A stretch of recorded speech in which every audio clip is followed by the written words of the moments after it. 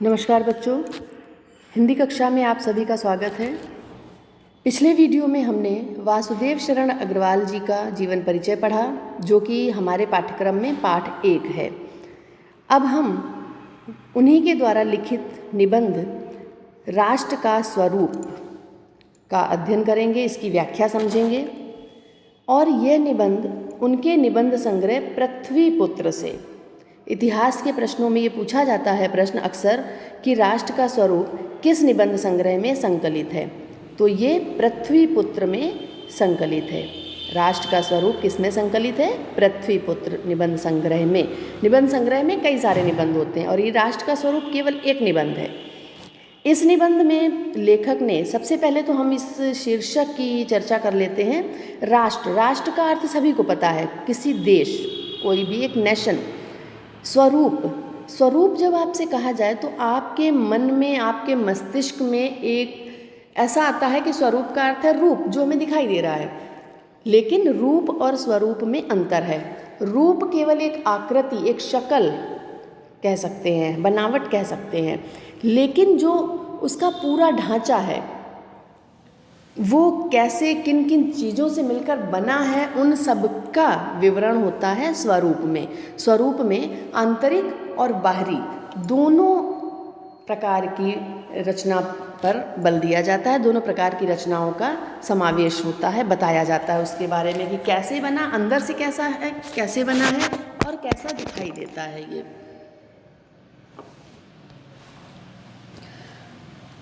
इस निबंध में लेखक ने 3 तत्वों, राष्ट्र के लिए, किसी भी राष्ट्र के लिए 3 तत्वों को आवश्यक बताया है। वो 3 तत्व पृथ्वी, जन और संस्कृति, और इन तीनों पर अलग अलग उन्होंने प्रकाश डाला है। राष्ट्र का स्वरूप इन्हीं तीनों तत्वों से निर्मित है। प्रस्तुत लेख में ये स्पष्ट किया गया है कि पृथ्वी को माता के रूप में तथा स्वयं को पुत्र के रूप में मानना राष्ट्रीयता की भावना के उदय के लिए आवश्यक है। माता पुत्र का ये संबंध अत्यंत पवित्र है। जिस प्रकार माता अपने समस्त पुत्रों को समान भाव से चाहती है, क्या कहा लेखक ने कि जिस प्रकार माता अपने पुत्रों को समान भाव से, माता के चाहे 2 पुत्र हो, 1 हो, 4 हो, उसका प्रेम कभी भी ऐसा नहीं होता कि एक के प्रति ज़्यादा हो, वो सभी को समान भाव से चाहती है। उसी प्रकार इस पृथ्वी पर बसने वाले जन उस पृथ्वी के लिए समान है। वो उनमें कोई मतभेद नहीं करती है, उनमें किसी भी प्रकार का अंतर नहीं करती है। वो माँ के प्रेम में हर पुत्र के लिए, चाहे वो पुत्र निर्धन हो, चाहे वो शक्तिशाली हो या निर्बल हो, समान भाव से वो सभी को स्नेह करती है। संस्कृति के विषय में भी लेखक ने अत्यंत मार्मिक विचार प्रकट किया है। संस्कृति को लेखक ने मनुष्य की, किसी भी राष्ट्र की, क्या कहा है? प्राण संपोषिका वायु के समान, सांसें कह दिया है। संस्कृति की उन्नति से राष्ट्र की उन्नति संभव है। अतः हमें प्रत्येक संस्कृति के आनंद पक्ष को स्वीकार करना होगा। भूमि, अब सबसे पहला शीर्षक है भूमि। 3 तत्व बताए गए हैं, तो हम सबसे पहले भूमि के बारे में पढ़ते हैं। भूमि, भूमि पर बसने वाला जन और जन की संस्कृति, इन तीनों के सम्मिलन से ही राष्ट्र का स्वरूप बनता है। किनसे बनता है? पृथ्वी, पृथ्वी नहीं होगी तो राष्ट्र की कल्पना हम कैसे करेंगे? और पृथ्वी हो, उस पर रहने वाले लोग ना हो, वह भी बेकार है। और उसके साथ ही साथ उनकी संस्कृति, संस्कृति अगर नहीं है तो ये समझ लीजिए कि उनमें जान ही नहीं है। भूमि, भूमि का निर्माण कब से है? अनादिकाल से देवताओं ने इसका निर्माण किया। अनंत काल से है, असीम। उसका भूमि की रचना जब देवताओं ने की, जब से ये अस्तित्व में आई, इसका समय केवल अनुमान लगाया जा रहा है, निश्चित समय नहीं पता है, अनंत काल से है। और ये हम सब मनुष्यों का कर्तव्य है कि इसके भौतिक रूप, सौंदर्य, समृद्धि के प्रति सचेत होना हमारा आवश्यक कर्तव्य है। सभी मनुष्यों का ये कर्तव्य बताया गया है कि हम इस भूमि के भौतिक, जो बाहरी इसका रूप दिखाई दे रहा है, और इसका आंतरिक भौतिक रूप, सौंदर्य, इसकी सुंदरता और समृद्धि, इसकी जो धन संपदा है, इसकी जो भूमि की रख रखाव है, भूमि के बारे में सभी छोटे बड़े तत्वों को जानकर उनका ध्यान रखना, देखभाल करना सभी का कर्तव्य है। जैसे माता का ध्यान रखना हमारा कर्तव्य है, तो ये भूमि हमारी माता है, यह मानकर हमें इसकी भी देखभाल करनी है। भूमि के पार्थिव का अर्थ है जो पृथ्वी से जुड़ा हुआ, जो हमें दिखाई दे रहा है। पार्थिव स्वरूप के प्रति हम जितने अधिक जागरूक होंगे उतनी ही हमारी राष्ट्रीयता बलवती हो सकेगी। लेखक कहता है कि हमें इसकी समृद्धि के लिए यदि हमें इसे विकृत होने से बचाना है, इसे दूषित होने से, गंदा होने से बचाना है, बिगड़ने से बचाना है, तो हमें क्या करना है, हम इसके प्रति जितना जागरूक रहेंगे उतनी ही हमारी भूमि तो स्वस्थ रहेगी, बल्कि हमारी राष्ट्रीयता भी मजबूत हो सकेगी। जो राष्ट्रीयता की भावना का बीज है वो हमारे अंदर बढ़ता रहेगा, वह बीज एक वृक्ष के रूप में संपन्न हो सकेगा, विकसित हो सकेगा।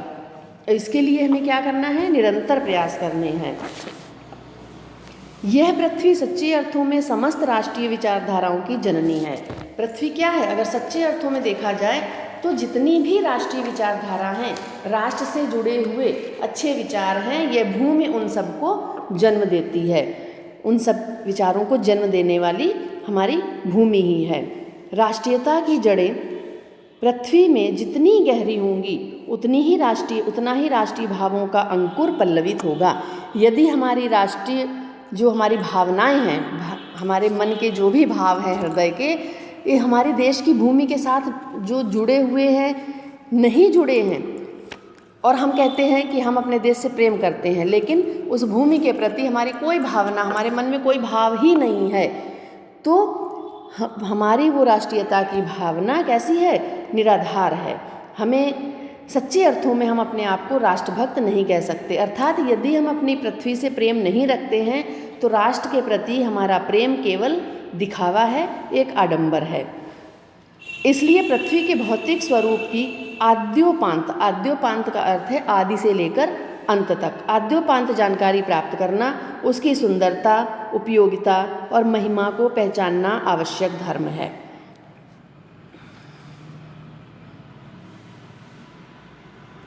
इस कर्तव्य की ये कर्तव्य कौन सा, इसकी सुंदरता, उपयोगिता और महिमा को पहचानना आवश्यक धर्म है। तो इस कर्तव्य की पूर्ति सैकड़ों हजारों प्रकार से, किसी एक प्रकार से नहीं, उसके लिए हमें तत्पर रहना चाहिए। जितने भी तरीके हो सके उतने तरीके अपनाने चाहिए।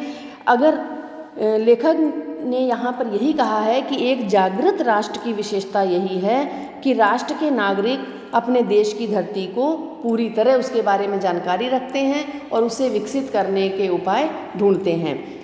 विद्वान लेखक के अनुसार जिन तत्वों से राष्ट्र का स्वरूप निर्मित होता है उनमें भूमि सबसे महत्वपूर्ण तत्व है, और भूमि के बिना राष्ट्र की कल्पना करना असंभव है। भूमि के विषय में लेखक ने यही कहा है कि ये जिस प्रकार ऊपर के गद्यांश में कहा है कि ये सभी विचारधाराओं की जननी है, इसलिए अपने देश की धरती तथा उस धरती से संबंधित प्रत्येक वस्तु का ज्ञान देशवासी को होना चाहिए। और जिस राष्ट्र के नागरिक ऐसी जानकारी के लिए सैकड़ों हजारों प्रकार से प्रयत्नशील रहते हैं और उस प्रयत्न से उन्हें क्या है, आनंद मिलता है। पृथ्वी से जिस वस्तु का संबंध है, चाहे वो छोटी हो या बड़ी, उसका कुशल प्रश्न पूछने के लिए हमें कमर कसनी चाहिए। कुशल प्रश्न पूछना अर्थात उसके अच्छे बुरे की जानकारी, उसके अच्छे के लिए, उसे विकसित करने के लिए, उसका ध्यान रखने के लिए हमें अनेक उपाय निकालने चाहिए, कमर कसनी चाहिए, तत्पर रहना, तैयार रहना चाहिए हमेशा। पृथ्वी का सांगोपांग का अर्थ है सभी अंगों सहित। पृथ्वी के जितने भी अंग हैं, चाहे वो पृथ्वी के अंदर के भाग हों या चाहे वो समुद्र हो, पृथ्वी पर बसने वाला बहने वाला समुद्र हो, चाहे पृथ्वी पर उगने वाले वृक्ष हों, चाहे वो पत्थर हों, चाहे पहाड़ हों, बहने वाली नदियाँ हों, सभी सांगोपांग, सभी अंगों का अध्ययन जागरणशील राष्ट्र के लिए बहुत ही आनंदप्रद कर्तव्य माना जाता है। आनंददायक कर्तव्य है ये। अगर ऐसा करते हैं तो इसमें आनंद भी मिलता है।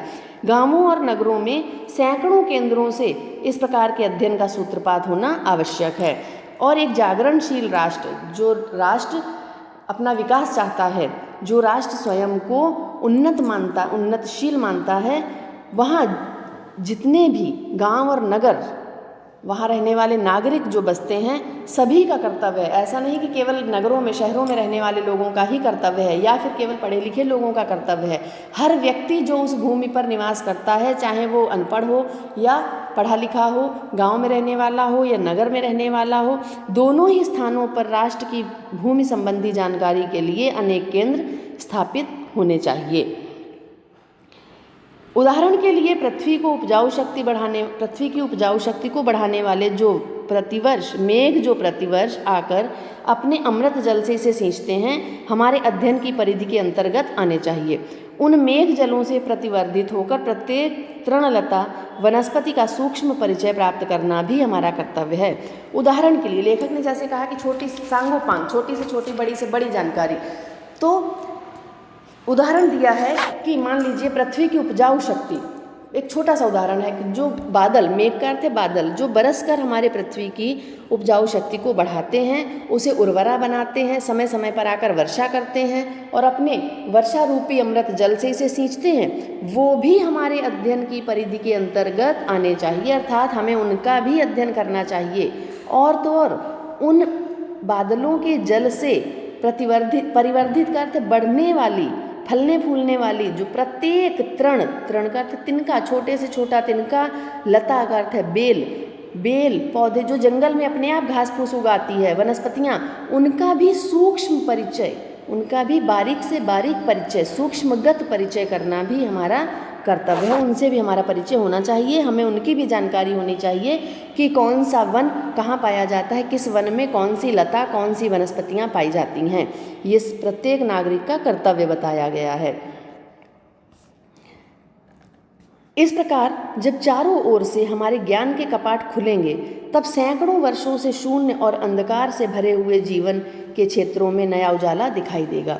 इस प्रकार जब चारों तरफ से, किसी एक तरफ से नहीं, हर तरफ से जब हम अपने राष्ट्र की उन्नति के लिए, राष्ट्र के विकास के लिए अपने नेत्र खोलेंगे, ज्ञान के कपाट का अर्थ दरवाजे, ज्ञान के दरवाजे, हर तरफ से जब ज्ञान आएगा, तो जो हजारों सैकड़ों वर्षों से शून्य और अंधकार से भरा हुआ जीवन है, वहाँ भी उजाला, जहाँ अज्ञानता का अंधकार भरा हुआ है, जहाँ लोगों में जागरूकता नहीं है, लोग अपने राष्ट्र के प्रति जागरूक नहीं हैं, उनमें भी एक नया उजाला फैलेगा, एक नया प्रकाश फैल जाएगा। इस वीडियो में यहीं तक। इसके पश्चात हम अगले वीडियो में और व्याख्या आपको बताएंगे। इसे ध्यान से सुनिए, जहाँ पर ना समझ में आए उसे पूछिएगा। धन्यवाद।